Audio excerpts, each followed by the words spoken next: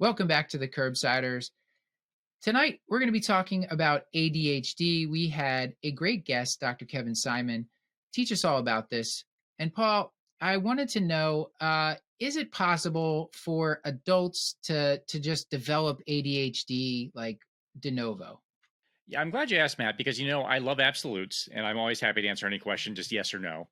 But it was a question that came up in the episode, and not commonly might be the safest answer. So it can happen, but by and large, ADHD is probably present in childhood, and the question here is whether or not is it recognized. So it may declare itself in adulthood more so than actually be just come into existence in adulthood. That was what Dr. Simon was telling us. And so you might have someone who's able to compensate or sort of not placed under stressors until they get to say their advanced or graduate classes, and then all of a sudden things start to become uncovered because they just have this inattention and sort of are unable to complete the work in that way. So it's probably always been there, but it's there are still, I think, some argument about whether or not it can actually occur de novo in adulthood.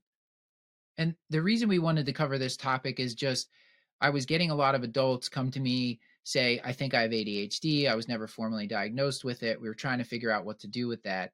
And then I wasn't even comfortable with like how would I even go about starting the medication. So he gave us, I thought, some really clear advice about like how he thinks about the medications, especially the stimulants.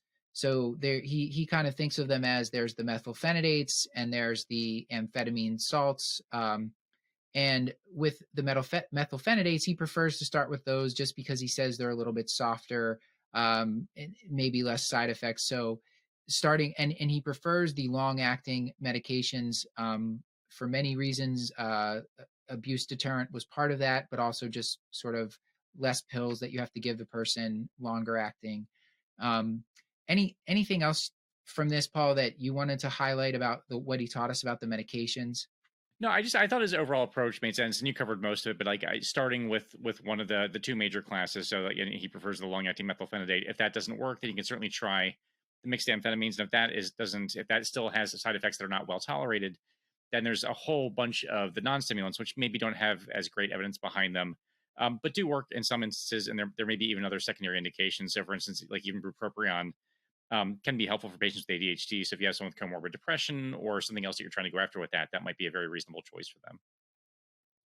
Yeah, absolutely. And since we've recorded this episode, having prescribed a couple patients stimulants, it's real. You're really a bit of beholden to the formulary, but making sure it's affordable, starting at a lower dose, and just kind of keeping close contact with the patient. He said sometimes he'll just give 2 weeks supply and say, "All right, in 2 weeks we're going to check in." And that'll give us a chance, make sure you're not having side effects, and we can always go up on the dose rather than giving the patient 90 days supply and then you find out it's the wrong dose. So I like that tip, and I've definitely been using that. But Paul, I think maybe the listeners are or our viewers I should say are thinking, but what if a patient has a history of some sort of substance use disorder? Would that be a total contraindication to treating ADHD?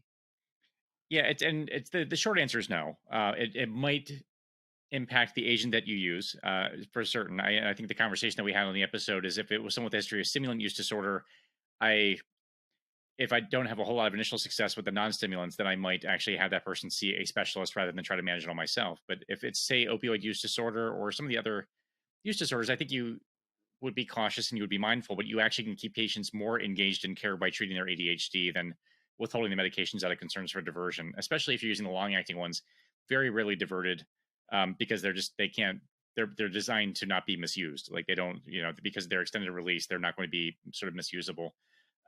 So I thought the fact that you can actually keep someone more engaged in care if you treat their ADHD was actually a really important point to take away from this episode. Yeah, same. And it's, I guess, just a form of harm reduction if if they're less likely to go somewhere else to try to self-treat their ADHD if you're providing them with like a prescribed substance that at a dose that is safe for them. So, And a little bit off topic, but I love the discussion about the urine tox screens, by the way, and how Dr. Simon uses them, not as a way to sort of see if someone's getting away with something, but actually to have an informed discussion about what substances they might be taking. So if someone, I think the example used was intentionally taking cocaine, and then the UDS came back, the urine drug screen came back negative for cocaine. You can be like, listen, friend, I'm not sure what you thought that you were taking, but that's probably not what was in there. So please be careful. So I thought it was a nice way to have a helpful conversation, and also sort of I thought very practical in terms of how to manage patients for whom you're prescribing these controlled substances too. So we had a ton of other topics that we covered with Dr. Simon. So you can click on the link in the transcript below if you want to hear the full episode. And with all that, this has been another episode of the Curbsiders, bringing you a little knowledge food for your brain hole. Paul? Sure has, Matt. All right. Until next time, I've been Dr. Matthew Frank Watto. And as always, our main Dr. Paul Nelson Williams. Thank you and goodbye.